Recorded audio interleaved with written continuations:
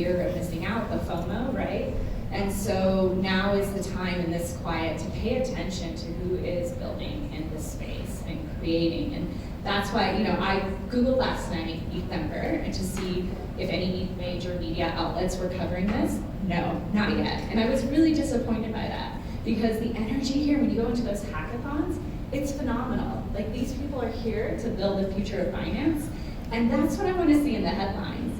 And I get, why there needed to be, like, the poster boys ended up being SBF and others, and Three Arrows Capital. You have Ivy League, Wall Street trained investors who persuaded and charmed all these people to get in, and then just blew up multi-billion-dollar companies. So I get why that made the headlines. It's just I wish there was more around the good that's happening in the space. We know so many incredible founders, great diversity in the space. That's not making the headlines right now.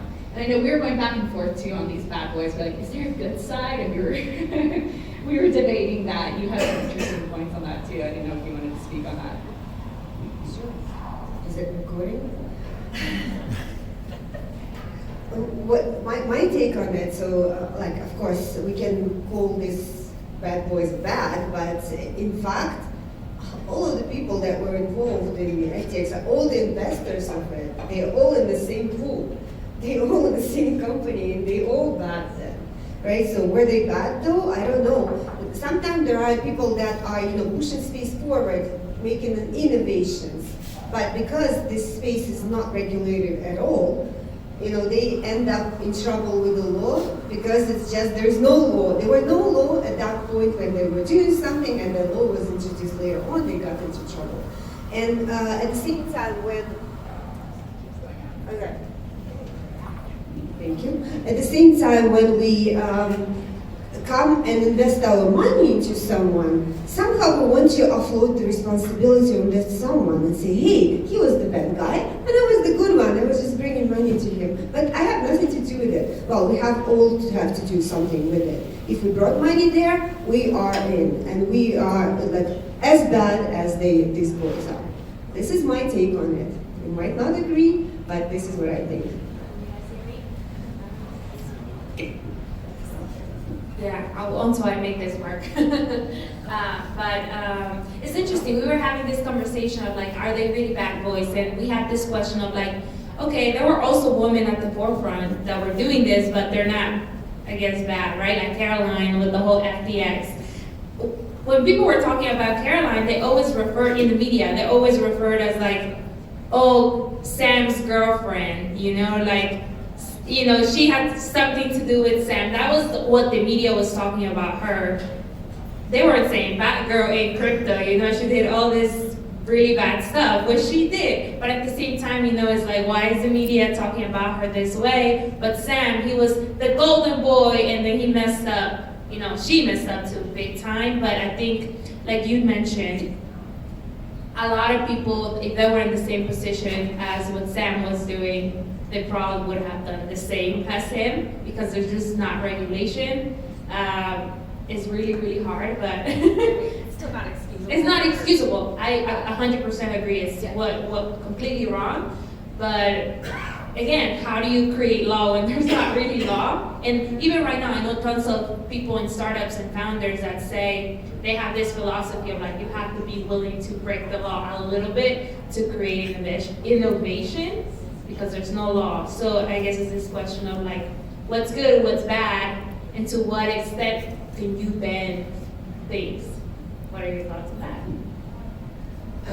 I think that I actually have a really high risk tolerance for a decade and a half long lawyer. So I'm generally very forward thinking, and I have always encouraged clients to not push the envelope, but really, get creative. But I think that there's a massive chasm between getting creative with what you can do and, engendering mistrust or distrust. And so when people put their faith in you and there are certain parameters, let's just take, backing by collateral or reserves is a very common principle in any sort of banking. And it exists for a reason. And I think when you completely evade the responsibility and, it's no longer go fast, break things. Now what you're doing is you are being, reckless. Now you're being reckless. And I think that there are, even when we don't have law that codifies the way for you to behave, we do have social constructs that are, rooted in law and maybe feed back into each other that propose an acceptable way of behaving. And so whether or not you think crypto is different, where you don't need the exact same, reserves that a bank with fiat currency under FDIC regulations, are required to hold, that principle still holds true. And one thing I did want to say about, Caroline, I think that one of the interesting things is we often have a history of, making women a relation to a man. A lot of the things that we talk about in sort of progressive women's studies are like, well, guys, imagine if this was your sister, your daughter, your wife, wouldn't you want them to have these rights and privileges and the same opportunities? And it's like, you shouldn't need that to be your sister, wife, daughter. It shouldn't be in relation to a man to matter. But I say that to say this, is like, I think that's why that happened. I think that's why Caroline was actually often really framed as an ancillary or an extension of SBF rather than an actor in her own right, because that's just sort of how we frame things still, unfortunately, today. And I think I want to go back to the point of trust, right? So the irony was, did 𝘚𝘐𝘗𝘗 have a motto of trust us or trust the bank? It was literally the motto they ran exactly. on. And so it was devastating then to have that happen, because the entire crypto industry, yeah, we'll grab that one, was designed around, there's lack of trust in the banking system, come to us, right? And then this blow up and the collapse. And why? The same exact effing patterns that happened in traditional finance, where we thought the lessons were learned from 2008 and on of rehypothecation happened again. Like what you're saying, without having the proper collateral reserves, that's not like, were lessons not learned?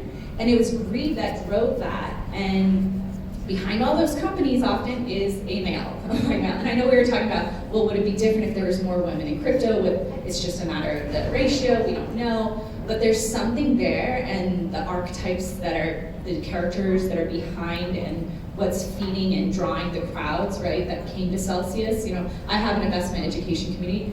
We couldn't recommend 𝘚𝘚𝘗𝘗 to folks, and we did not. And I personally avoided exposure to these collapses because when I couldn't even get by basic due diligence on the teams. So I wasn't willing to put my assets there, and the yields were too good to be true. But people built on this motto of trust and making more than you thought you could. And so I want to see what comes next in terms of more rational players in the space, and a lot of the female founders I see have that and are able to look at, and we're able to speak to why these people didn't pass muster for due diligence. But then we have all these investors that just went wild and got in on all these deals just because they were so-and-so's in on it, and that's kind of how it happened, that snowball effect. Yeah, I think for this purpose we are in blockchain and we build in decentralization, because all that was mentioned today, 𝘚𝘚𝘗𝘗𝘗 FTX, that failed. They are centralized players, right? So that's why they failed, because they were basically acting as a bank. And when the bank run happened, then that's it.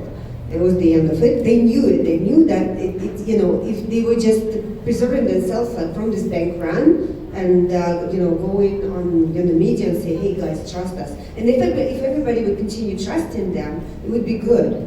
But it's just nature of the centralized bank. If the bank run happens, that's it. You are screwed, no matter what. But my point is, that's what we're building here is the decentralization. So everyone on the blockchain have their own share of the responsibility, have their own will to approve the transaction. And it's recorded there, and it's my money, and I sign on it that I am giving it to somebody else, but I can get something in return because it's recorded in the blockchain. And decentralization, it's probably the means to prevent all what happened. But I think we're forgetting it all the time. So we're focusing on this big returns in crypto and big investments that can bring us big returns. But how they made? If they made through the centralized parties, then assume the risks. If they are in decentralized space, that is completely different stories, and let's build that. Yeah, I think it's super interesting. We also, in our conversation before this panel, we talked about what do we want the media to focus about. But then there's 2 points that I want to think about when what is the media focuses about. So I have a journalist background before joining crypto, and I think there's 2 ways journalists think about, right? One is like, what is the people want to hear? And it's always the crazy stories, somebody laundered this money, hack 3 million, 300 million gone, right? Those are the big headlines because they sell.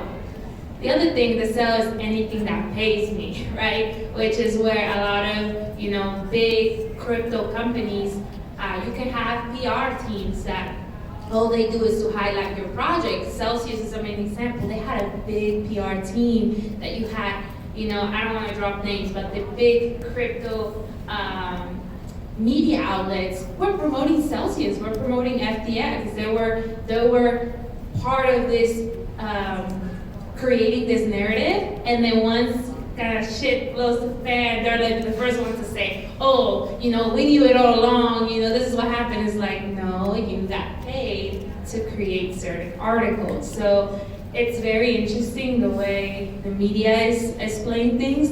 But if I could choose what the media should, and it's not, what I think the media should write about is about builders, about big events, like Joey was mentioning.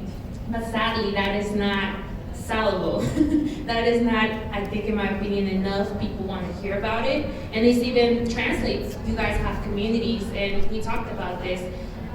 Because of everything that's going on, it's harder to bring in more people to join communities. I wouldn't say it's impossible. You bring in a lot of these people that have a long-term mindset, but a lot of these people that, for example, joined the crypto-based community early on, they're not, they kind of just like left, and they're waiting for the market to recover. They're waiting for a bump, and they're like, oh, let me buy at the top again.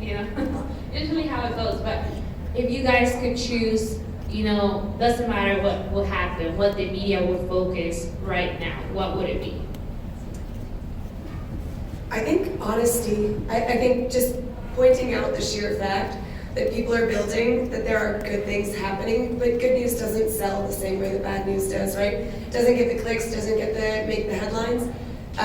So if I could pick, I would say the actual reality right now, which is, the builder pool and community is a bit smaller, but it is focused, it is dedicated. The investment community is there, but they're not fighting on huge valuations. So the last panel was talking about, using external validation as a marker. The value of your company is not going to be through the roof with a 6-page pitch deck that, came from an idea. So I would just really like to see some honesty and frank reality, so that then when more people are entering this space, more people are investing, more people are building, those headlines also reflect the upward trend in an honest way, and people can see, a nice trajectory over the course of time, rather than these massive spikes and then these gigantic fall-offs. We're in this trough right now, and then the next time anything moderately successful goes through, it'll be a feeding frenzy. And so, if we can even out the news cycle, the reporting cycle, that would be enough for me. I would write about how our technology, the blockchain technology, united people in the world and opened the doors that were not possible when we were isolated in our own countries. Like, for example, I'm co-founder of Metis, and in Metis we have over 100 people that are working right now on all continents in the world. So there are people that are working together, of course remotely, getting paid, and they are located in Africa, in Canada, in US, in Ukraine, in Russia. So even Ukraine and Russia right now, there is a war. There are people that are working together still in these countries, in a peaceful environment, and they all are one team. They are united. They build in the same technology. They're very inspired together, and that's how it is in the whole space, in our space. That we are from the different. We came here from the different continents. probably, right? And we built in one thing that we very, very much believe in, and that is worth the headline. Yeah, and I would love to see more coverage of the different use cases. There's so many people outside the space that understand it to just be an investment opportunity and some even that's like a Ponzi scheme or something, right? Instead, there are so many amazing use cases. I came into this space because of my background in international development and because of the solutions it would provide. I was hoping to being able to bring down the cost of servicing clients I was working with in Afghanistan, Uganda, worldwide, where remittances were so high and where I couldn't trace necessarily always the supply of money. So I was looking for that kind of solution, and there's so many incredible companies out there that are working from a human rights perspective, like 𝗠𝗲𝘁𝗶𝘀 Foundation, we have a rep here later that is supporting with that, Circle that is working on so many different IDEV concepts, and they're on the ground in these places, and these are solutions that can work, but we need more backers and we need more socialization of how this technology can be applied, rather than just like that lens of it being, you know, investment and price go up, and like you said, everyone kind of like from the outside going quiet with VCs when we're going through this crypto winter. Yeah, this is great. I'm curious to know, where can we go from here? You know, we know what's happening. Some people are maybe losing interest, but you also have really amazing people. And I know all of you are running communities, or you're part of communities where we talk about bringing underrepresented groups. How can we bring in groups of people during this time when there's such a bad rep? You know, you're always gonna have the builders that are gonna be here no matter what, but how do you bring people from all places of the world, from all types of backgrounds, with this current economic situation with crypto? What are your thoughts? I think for now, staying the course, and if you're a builder, keep building. When people get excited again, you'll have natural momentum. But the other thing is, I think that as Joy was talking about, you know, there are so many different use cases, and instead of focusing on investments and price go up, price go down, metrics, I think it's really useful to think about consumer application. One thing that I say often that I've copied from a co-founder of mine is that, you know, 75% of your time is often spent trying to influence people's behavior. The other 25% is trying to tap into their existing patterns.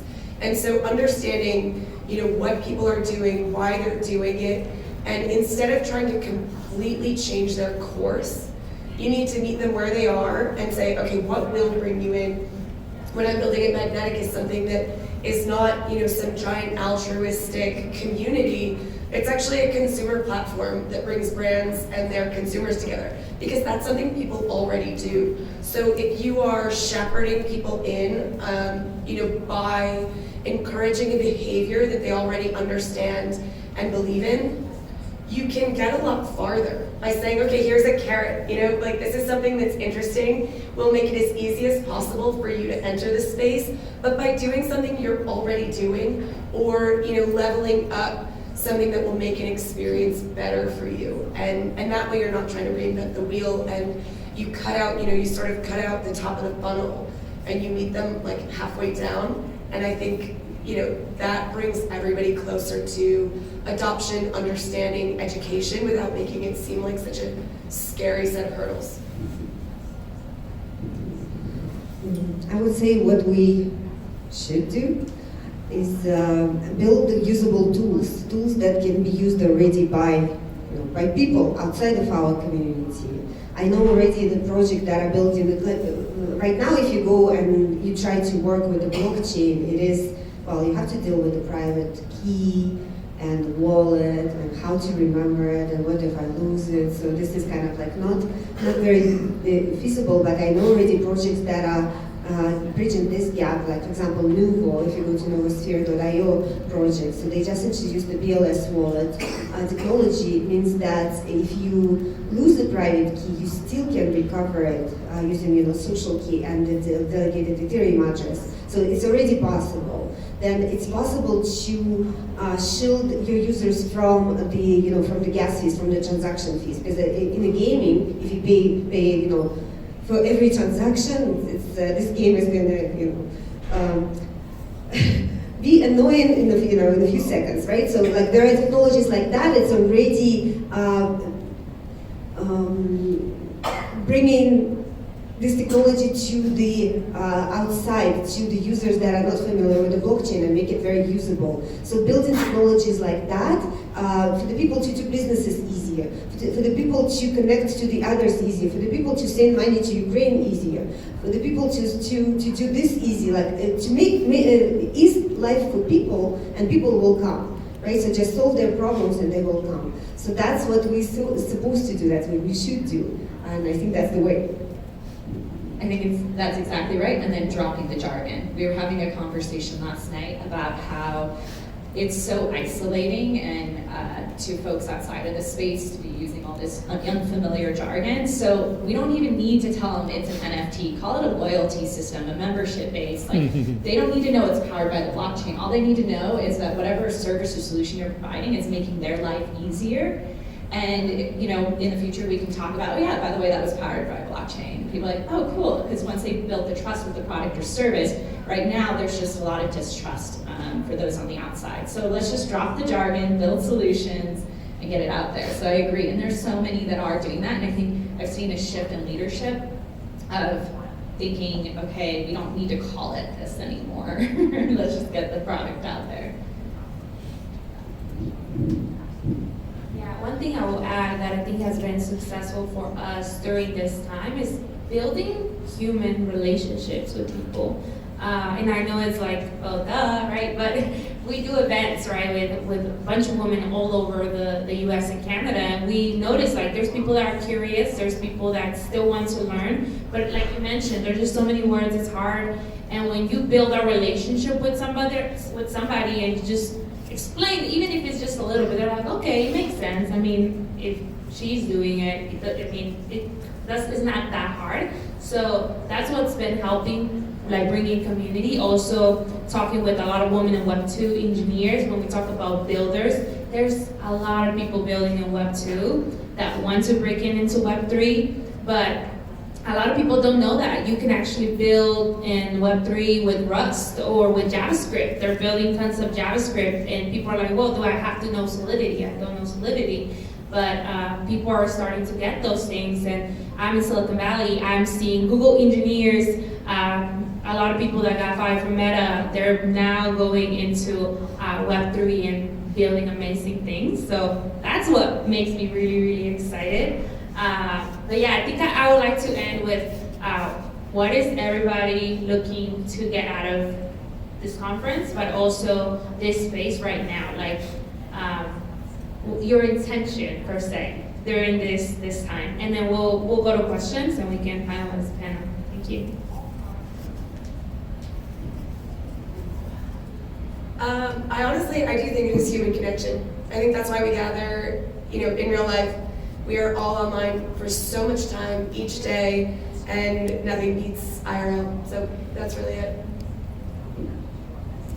From this particular conference, I first of all, of course, partnerships, collaborations with the other tech projects, and also right now we're on the verge of very cool 𝘔𝘐𝘚𝘐𝘐 technology breakthrough, and we're looking for investors. So that's what we're looking for.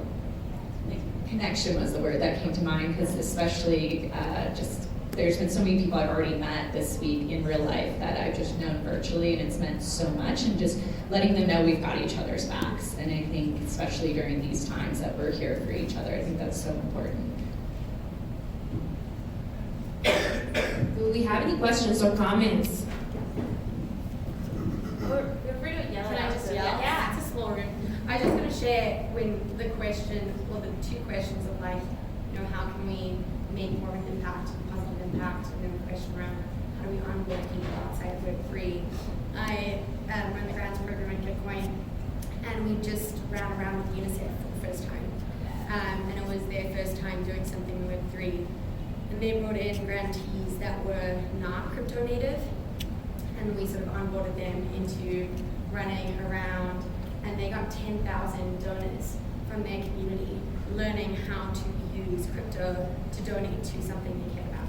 So it was like an immediate on-ramp to donating to something versus just buying a token. being like, cool, now I have a token, what do I do with this? So that was a really cool thing to see. And more stuff like that is what I love to see from my Public goods. Yeah. Love Gitcoin, yeah. Any other comments? Questions? Yeah. So we know that capital for women, venture capital for women is low. I think it's went down this last year by a little bit. It's so little we can't track it, I think.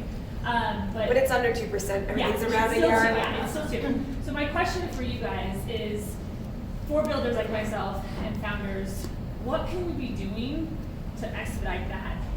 Like, how do we get to 5%? How do we get to 10? Is it project-based?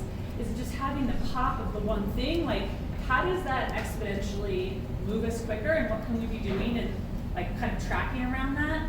Because that's the part that I'm just like very discouraged by continually. And if we have this momentum for women in this Web3 space, then this should be coming closer, in my opinion. So, curious what you think.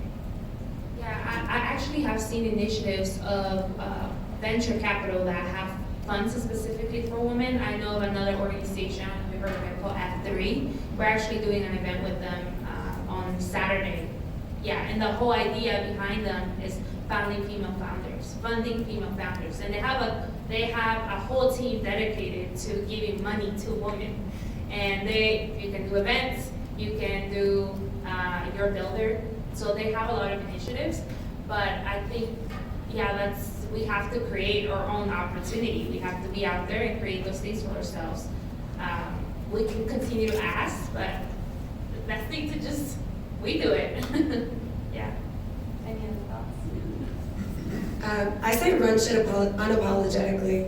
I think success breeds interest, and so I'm a female founder as well. I have a lot of thoughts on it, but I think one of the biggest things is, just head down, grinding, but maximizing opportunity, believing in each other, because the more women that make money will reinvest the money. But then even further, the more you can amplify your and your peers' success, the louder the voice becomes, and then it becomes less about funding women, and it becomes about funding successful projects. We are inherently less likely to shout our successes from the rooftops, and I say grow your own ego, honestly, and whether it sounds cheap or not, grow your own ego, amplify people around you, the women that are building, and say they're doing cool shit. And so it doesn't become about being a supporter or a champion for women. It becomes about making money. Again, going back to tap into people's natural behavior, and they will FOMO in if they see big projects moving the needle. When I say keep working and be persistent, and the compound effect will pay off. Also, from what I hear, man up and be like a man, or hire men to do the job for you. That's another way, right? So if you cannot be the man yourself, then you just hire one. The rest of my team happens to be men, and I tell them that's their job.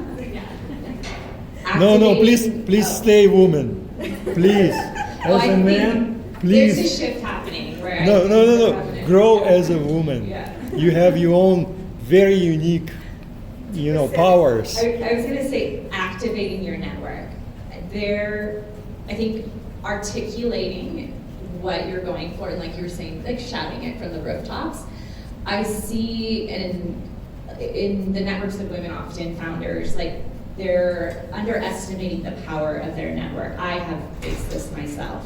And once you start articulating those needs and also aligning with other founders in the space, female founders, there are so many out there who will open up their book, their contacts book for you, find those women and support each other in leveling up. But I think that activating that network is so critical. Sorry, what were you about to say? I was going to say, to your point, it's like find ways to contribute how we contribute. Like I think there's one way in which like you can compete with men, but I think there is such a need in the space for us to, back to what you guys were saying around community and connection is key.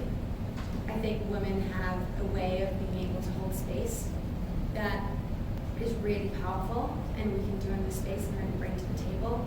We just hosted something up in Boulder for 3 days before this as a community retreat that was just focused on connection. It had nothing to do with anything crypto, only with crypto people.